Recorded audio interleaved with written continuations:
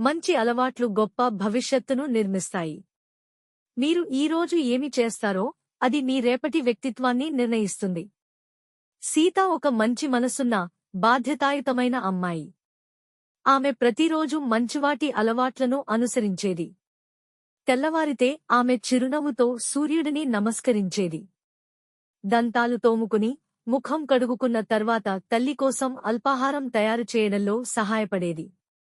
ఆమె ఎప్పుడూ ఆరోగ్యకరమైన ఆహారం తినేది, ఒక్క ముక్క వృధా చేయకుండా చూసేది.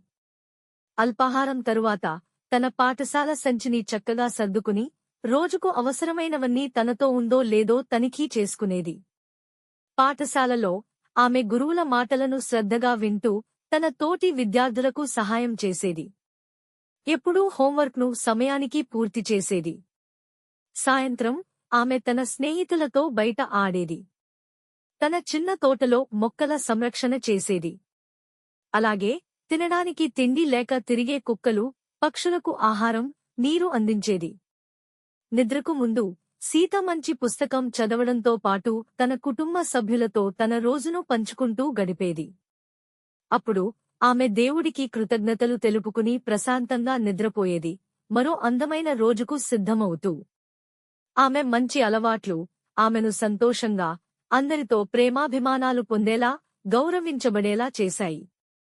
మంచి అలవాట్లు గొప్ప భవిష్యత్తును నిర్మిస్తాయి.